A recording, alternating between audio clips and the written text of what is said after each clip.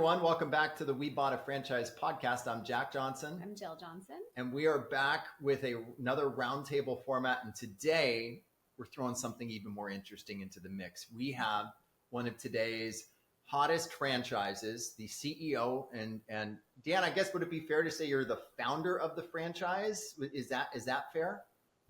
I always like to joke, I did find the business, so I would count myself as a founder, but the founder of Voda is a partner in the business. And so I consider myself the founder of the franchise company, but the business started in 2009. Okay. So Dan Claps, who's the CEO of Voda Restoration. You guys, Dan is like one of the biggest prodigies in franchising. Had a were you even 30 when you sold your company to private equity? I was a month away from 30, 29. Excellent. It was like May 7th was the transaction, and my birthday was June 7th.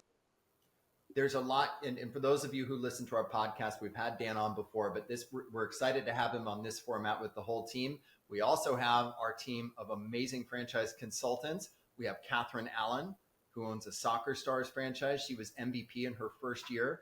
We have Morgan Noller, who also owns a Soccer Stars, and she is known as one of the biggest big deal closers in her system. She's also one of the top 5 franchise owners. We have Brian Gross, who's also had a successful exit with his franchise, Art of Drawers. But before he exited, he was one of their top, I think you were their top franchise in your first year, correct? Correct, yes. So we've got quite a powerhouse today. We sure do. So, all right, Dan, let's get right into this. I want to start with you. The format of this podcast for all of you listening is to be more of like a fireside chat where you're going to get to hear, real franchise people just kind of talking about what we're seeing in the industry and in the world. So, Dan, for you, let's just get right into it. What category in franchising do you think is most overhyped and why? Well, I guess for me, the biggest thing I see in franchising, and you mentioned this is all about being candid, so I plan to be. For your listeners, I'm from New Jersey, so respect my directness. I'm a big proponent of, I think, obviously when a franchise concept comes out and it's never been done before, that's very exciting. And obviously, starting something that has never been done before is a great business principle. But I think that when a new type of brand comes out in a completely different industry that has not been franchised before, I think that you can see some challenges when they grow because, to put in perspective, if like you're in the roofing business or boutique fitness, this has been done, it's been tried and true. There's no changes in crazy licensing or build outs end up being 3 times the amount. And so I think the things that get overhyped are sometimes a concept which could end up being a huge concept around the country, but maybe not franchising as many units right away. To give you an example, like I think the golf concepts are really, really interesting and exciting, but some of them like haven't been proven out yet, which is fine. Bigger risk, bigger reward. There's nothing wrong with that. And then you franchise that business, and then in certain states there's regulations or requirements that were unforeseen. And so I think the things that get overhyped are it's exciting to go into a new industry never been done before, but I think franchisors doing that should probably prove that out in a few markets first, but before then going into hyper growth. I think that's a good point, and I want to open that up to the group here. But before we do that, I have a quick question for you just to follow that up. One of the things that's made me nervous, there are some newer franchises that when you look in their FDD, if the franchisor is just losing money hand over fist, that really freaks me out. And I know some of them may have equity partners and things like that. I don't know. Am I being short-sighted with this? No, that's an interesting point. I think that when someone's exploring a franchisor, they should obviously explore, item 20 and item 21. The only thing that I would say you should definitely look at that the leadership team or the founder has substantial capital. The only thing to play devil's advocate to that is when you look at often a franchisor that's in high growth phase, if you think about the accounting principles that are applied to a franchisor, they could look different than the actual reality. So to give you an example, is very granular, but if a franchisor has awarded, 50 territories in a year, and they were able to collect those franchise fees. They have obviously have substantial expenses in those costs. Those all get recognized for the year, but the franchise fee gets amortized over 10 years. And so all of a sudden that number can look upside down because all the expenses were recognized for the year, but all the revenue is deferred over 10 years. And so I think that's one thing to keep in mind. There's other ways to obviously validate that they have financially sound. Obviously, if they have royalties that sustain or system-wide sales, the IRS recognizes as revenue. So it gets a little confusing. Yeah, yeah, that's a good point. What team guys? What do you think on this? So I thought Dan brought up an excellent point with the creating a new market, right? And I think it comes back to, we hear all the time, is there's too much competition. The space is too saturated. So something new almost feels safer, right? I just had a candidate who was going through the process with an electrical services company, major metro area, and weeks into the process came to a stop because they had just Googled for the first time electricians in their area. They said they found over 20. And it gets back to, with franchising, trying to mitigate risk, right? And would you rather be in a market where there's huge demand that's kind of recession resistant and just get a slice of it to have a substantial business, or go and try to create a whole new market? One of those is simpler, right? So I really like Dan's take on just the risk of going in something that's brand new and unproven. I I like I like your comment on the high risk, high reward with the emerging brand, right? So, like, a part of what we do at Franchise Insiders is the Zoracle assessment, which will show us who falls more into that entrepreneurial bucket versus the proven system, right? So, I think it's, that's where we come in. So, when we are talking with a candidate and we can see, okay, this person, like me, I'm very entrepreneurial. Those are my results.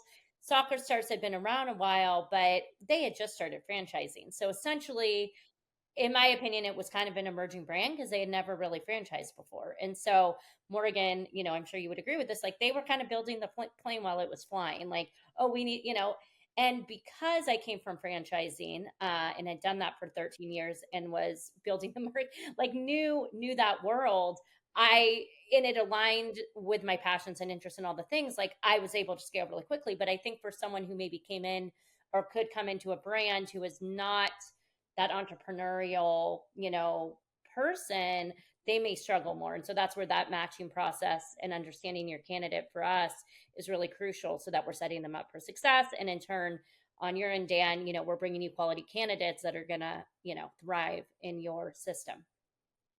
Yeah, just to piggyback on that, like, that's a great example. Obviously, there's exceptions to what I was saying. Like in your case, in that concept, backed by a large, financial partner, right? And they're very savvy in the youth enrichment space. So I think that's a different situation versus, like, I started doing something completely new. I've never been a franchisor. I don't have a ton of, this is hypothetical. I don't have a ton of, capital.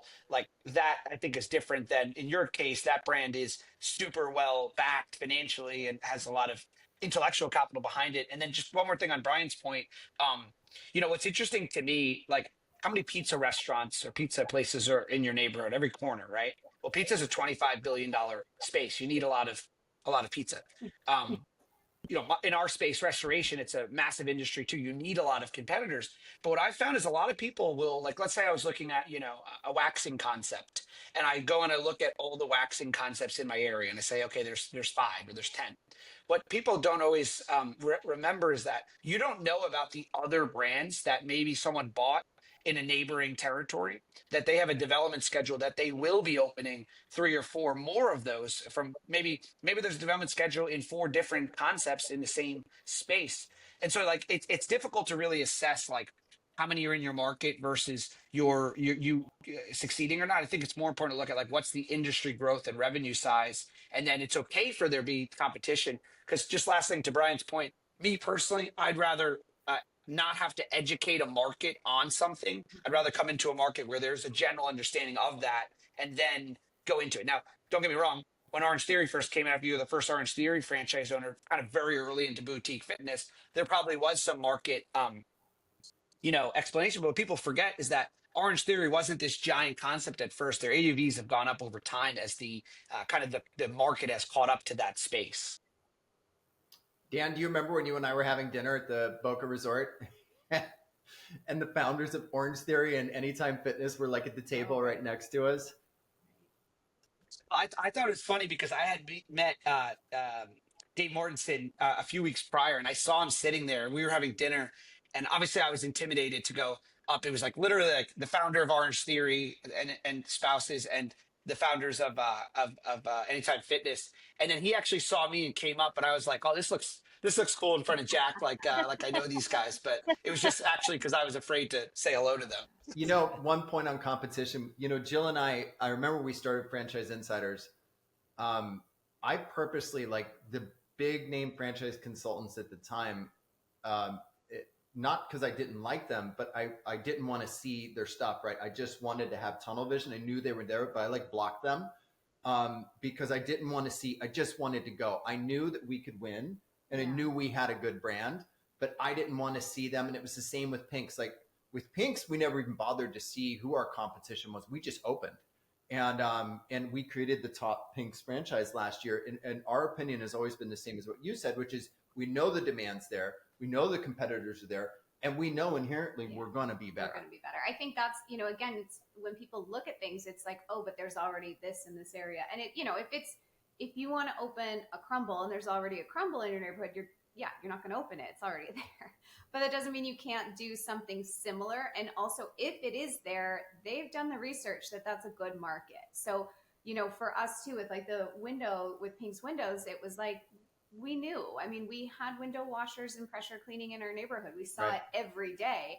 And instead of that pushing us away, it made us excited because we're saying people are already doing this. So then let's find our edge. Like, how can we be the best out of all this? The need is there. So I don't think you need to shy away from competition. But I think, again, I mean, I'm sure you guys all see this. We get people that say, oh, they just opened up, this ice cream place. I want to open one. Like, but it's there already. So you can't a good brand open one, but we could find something similar since the need is there and the market is there. So let's look at something similar. But to Dan's point, I mean, it's like, so here locally we have and you're right, there's a million pizzas in Boca Raton and most of them are mediocre. Yeah, we still don't have one that we like. We would have one. So there's this guy who comes in, opens up a place called Death by Pizza, and it's Detroit pizza, and it's awesome, and it's got a cool brand, and you can't get in.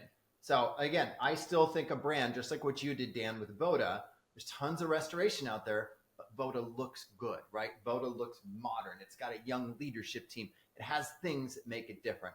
And to that point, let's transition. Dan, I'm going to throw you in the fire again here, dude. What's a hidden opportunity that franchisors see that most consultants and buyers overlook? So what categories do you think are super solid, but people just aren't seeing? The first thing is like 90% of being an entrepreneur is picking the right industry.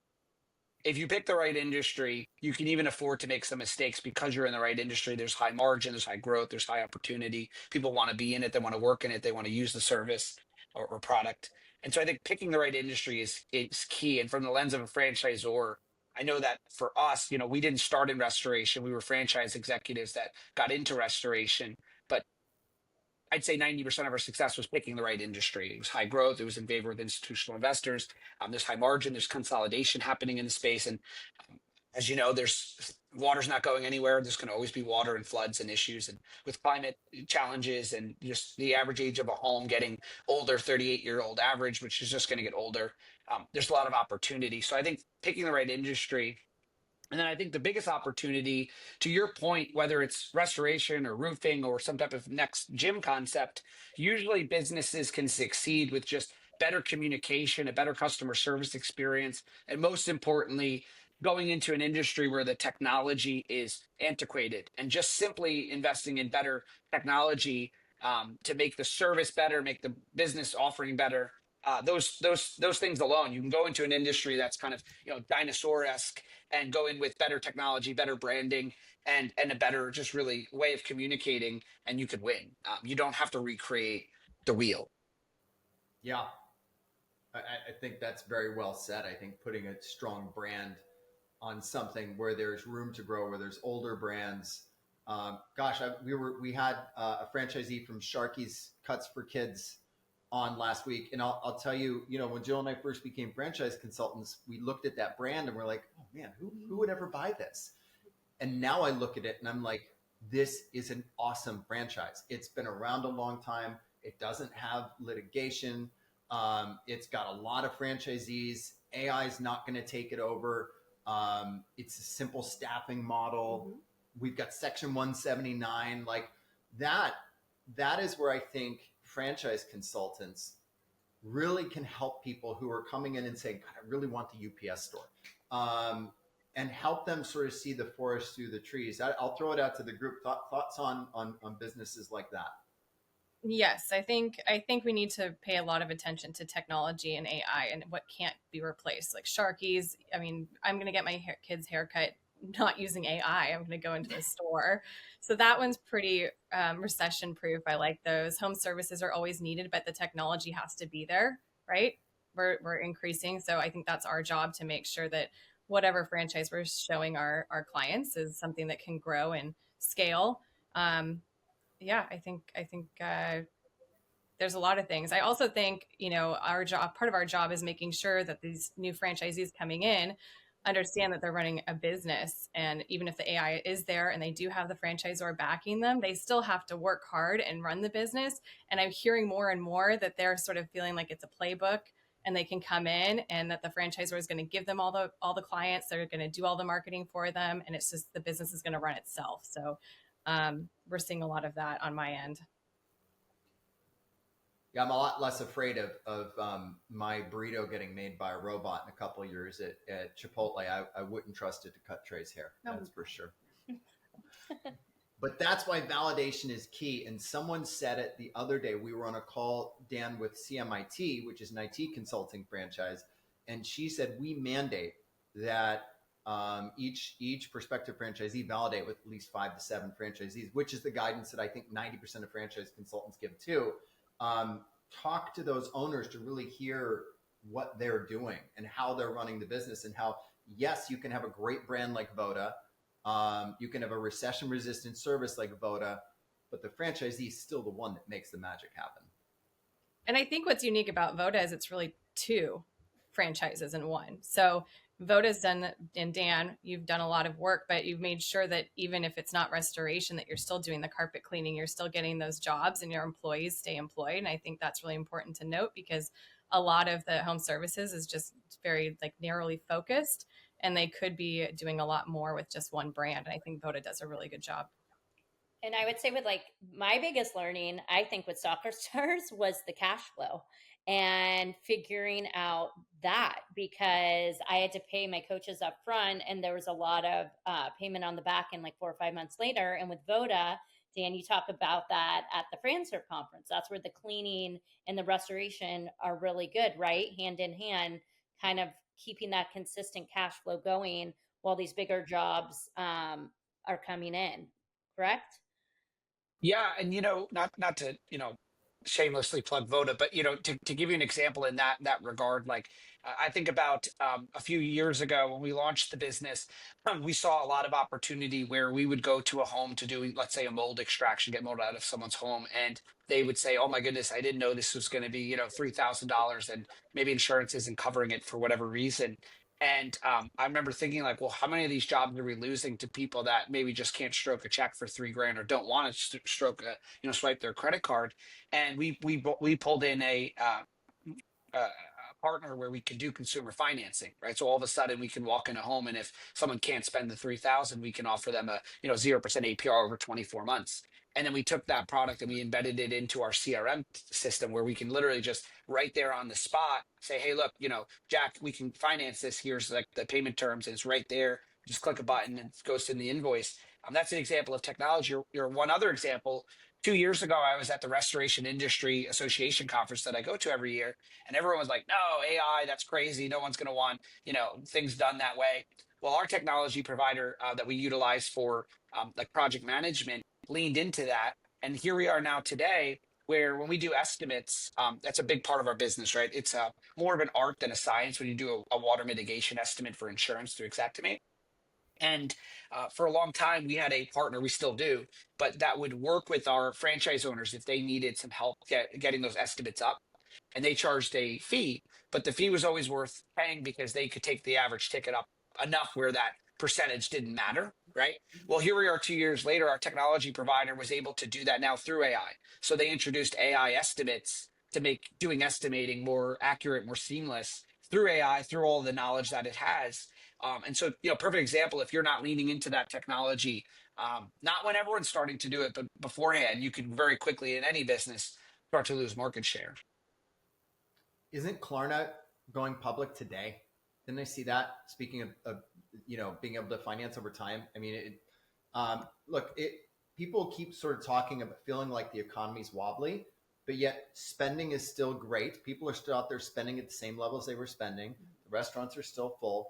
Actually, debt, if you look at debt ratios, there's still, people are not, it's no different than it was, but it's the jobs, right? They're saying but even the unemployment numbers aren't terrible, but people keep saying, well, why aren't the jobs growing? Because AI can take the place of so many of these jobs, which is why we're seeing such a strong influx of new, business owners and franchise owners, because let's face it, so many of those jobs that were needed, like we can do so much coding now with Claude. Claude can take the place of like a coder, two coders. And so, that's why we're seeing it. The economy is still very strong. And so in terms of what people are spending, the stock market's at another all-time high today. But the reason why the jobs are soft is because AI is able to take the place of so many of those jobs, which is why we're seeing the influx, which, Dan, leads me to my next question for you. And I have to read it here. As you grew Voda, and I remember being there with you in your first couple months, what's the hardest part about growing a young franchise system? Take us through that a little bit. Yeah, I mean, I think probably the hardest part about growing a franchise system like Voda or any other is it's a lot like building, a technology company or, an extreme example. If you read the book Shoe Dog by Philip Knight, it's about his journey of building Nike. And if I can sum up the book for you, he goes through basically hell for 20 years and now he's Philip Knight. Like they had inventory issues for the entire journey of Nike. Like he was always, even though the company was in China and Japan and wherever, all over the world, he was like struggling to like keep like his business afloat or his personal life because he wasn't able to take a ton of money out of the business. I think that building a solid franchisor, you have to be disciplined and you have to continually just reinvest your profits that you make when you finally do make profits into the business, into the leadership team, into support staff, into technology. And so if you're a franchisor, you're building an asset that is eventually going to be worth a ton of money and make you great, EBITDA, but you're going to have a really long time horizon because even when everyone's going to celebrate you everywhere you go, they'll say great job and your franchisees are happy. But if you're doing it right, you're reinvesting into that business for the long term. And then I think the second thing is, and this is something, a reality I came to recently, if I go right now downstairs and I press a button on my phone for an Uber, I expect it to show up. I expect it to be on time and all these things. I don't know how many rides Uber runs a day around the world, but the expectation is it shows up. If you really think about it, you're pressing a button and a car's showing up. It's amazing. When I fly in an airplane, it's tin can through the air, which is an amazing, feat for mankind, right? I expect it to be on time. And if it's even a little bit delayed, I'm upset. I see people get upset even when it doesn't take off because of weather. Like it's not, they can't control that, but the bar is so high no matter what, right? And so I feel the same way with building a franchise system. You hit this next bar where you're like, man, we're doing 10 times more than we ever were before. But that next franchisee or that franchisee that's been around for a bit, that's starting to mature and wants to continue to get value out of their royalty is going to continue to raise the bar. And so I think it's not really a challenge, but you have to just understand your customer, which is your franchise owner. As Jeff Bezos says, the customer is divinely dissatisfied. Like they will never be satisfied. And that's not a negative. That's a good thing. That's what pushes you to get better. But I think it's just you have to be in this business knowing that, your North Star is you're making an impact, you're changing lives, you're helping people become a business owner. They're not always going to thank you for it, and they're not always going to recognize that. But that's okay. That's like what you've done. One more example on that. The average home service business, if you look it up online, like does 100, 200,000 their first year. In Voda, the average owner does $500,000 their first year. But if you've never owned a business, or maybe you do in our top 25, median 25, it's 800,000. If you've never owned a business and now you do all of a sudden and you do 800,000, well, you have nothing to compare it to. So you're just like, wow, that's not that very good. I still got to pay these royalties. I had to pay a franchise fee. You're stopping me from doing X, Y, Z. And sometimes it gets kind of lost that like how much you've leapfrogged years of trial and error. But I think that to sum it up, it's understanding that it's not always going to be pats on the back from your franchise owners. That's okay, because over time, what I've found is when franchise owners meet kind of that 2 year mark, usually they start to see, wait a minute, I'm starting to see that the franchisor is playing a huge role in the organization of my business. So I think it's just understanding that you didn't get in this business to like for feel good. Everything's amazing. You got in the business to make an impact and build something, substantial. And good things take time. Well said. Team, any thoughts on that? Yeah, I think that's absolutely true. That 2 year mark is I think we've all felt that at the 2 year mark. One thing I think I've seen with franchisors, and maybe you can speak to this, Dan, is how do franchisors support those new franchisees as well as the veteran franchisees? Because I think it's really easy to support the brand new franchisees coming in. They're so excited to learn. It's like first day of school. They're just soaking up knowledge. They're willing to do whatever. But then you get to like a certain point at that 2 year mark, probably, as for most people. And then how does that franchisor support those veteran franchisees to get to that next level of growth? And I think that's where I've seen some franchises struggle a little bit. Yeah, that's a great question. It's interesting. And I come from a lens. I started a part of a franchise system in Murphy Business and Financial franchise in 2014. And so I know what it's like to be a year and a half in. You're trained, you've learned everything. And it's like, wait, what is this royalty getting me now? And so I think the franchisor's challenge is to continue to wake up every day saying, how do we make it where no one's ever going to want to. I'll never forget a franchise owner calling me saying, I don't want to pay this royalty. And I just said back, I wouldn't either. No one ever wants to pay. I don't want to pay any of my bills, right? Like it's just part of I'm never happily am I paying, a bill. But how do you make it where the value proposition is so strong? I can only speak to our business. And again, I'll just speak from a lesson learned. One of our top franchise owners who was early into the system and he bought directly through me, about a year in said, I don't feel like I've helped navigate this business from the beginning. And I don't feel like you're listening to me as much as, you should be anymore. Like I have a strong voice. And so I think step one is to establish an FAC. So for us, we established a franchise advisory council. And now those relationships, inherently, you have legacy owners end up in there because they're early in, they're further along. They have a big influence with other franchise owners, so they get elected. Now we have this FAC where the legacy owners and top producers have a tremendous voice. Like they're really helping us navigate the next steps of the business. And then the second thing that we did was we established a top producer call where once a month our top producers, the leadership team and our founder get together. To get from 0 to 500 is a different mindset. 500 to a million to 2, and then 2 to 5, 5 to 10, 10 to 20. That's kind of like the lineage of a business. Each one of those requires a completely different mindset and mentality and coaching. And so I think it's understanding, first of all, by the way, if you have $1 million producer, I'm speaking from the franchisor's lens, why would you forget about the person that's as a customer paying you thousands, if not tens of thousands of dollars a month in royalties? Like they're the most important. And so I have a little bit of a unique lens in this that I'll happily talk to someone that's not producing if they, I ask that they go through the channels first, but I'm happy to get on a call. But I've found if I can influence top producers, the people that are most engaged, that are producing the most, and incentivize them to help the middle and then the middle help the bottom, that's where we get the best results. So it's actually the opposite. For me, I try to focus my time on the people that are succeeding and just ask for them to like carry that forward or pass that back to the rest of the system. But then one more point on this, and I haven't figured this out yet, but I think from a franchisor perspective, if you're a top producer, Morgan, and I'm like, hey, please help me with everyone else. Well, I'm sure you're a great person that wants to help, but what's in it for you, right? Like we all should get some incentive. And so we're working on like why does helping the middle and bottom performers actually benefit your business, whether it's national accounts, just brand awareness, or maybe there's some type of, financial incentive. I just think that it's important that we don't just ask just to do us a favor, but like, how can we make it where it's worth your time to actually invest into it? And I haven't figured that one out yet, but that's something I'm always thinking about. Well, it's interesting you say that, because that kind of led us to consulting, because we felt like that's what we were doing. Catherine and I are part of a fact channel. We were elected by the peers. We are happy to give back. That award that I won last year was community impact. So it's important to me, but I did start to wonder, there's no financial gain. I'm still going to do it, but it started to dawn on me, I'm kind of consulting. And there's so much that people can learn from you guys. Sorry, Catherine, go ahead. Oh, no. That's why I was like laughing over here silently.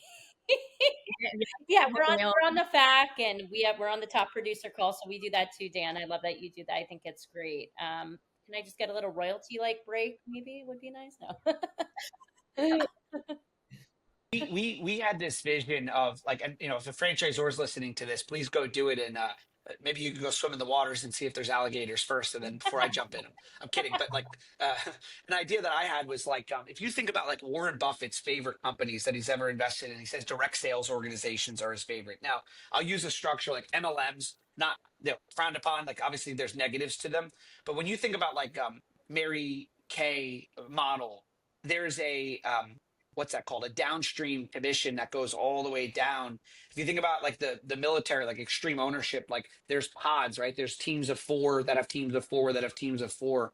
And so like, how can you create a financial structure where, look, like if you're going to invest your time, there is some type of rebate at the end of the year if you help get your pod, their goal was to do X revenue. If we can get them to, Y revenue average, you get a financial benefit. As a franchisor, it's kind of like blending an area developer model with not. But again, I haven't figured this out, but I think a franchisor that does, or hopefully it's us first, but that would really create a great community where like you are financially incentivized to help everyone else. And the last thing I'll say, the good thing is I think like you learn, like the best CEOs are great followers as well. Great leaders are great followers. I think when you teach, you actually end up learning. Like if you could teach something, you really know it. Yeah. Makes perfect sense. Dan, I know you're up against it. And by the way, anyone who's interested in working with us, go to thefranchiseinsiders.com, look at our team page. That's how you can get in touch with Catherine, Morgan, Brian, David. Anyone would be happy to help you with finding the right franchise.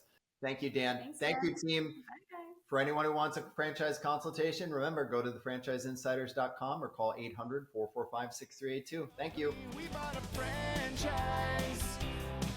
We bought a franchise.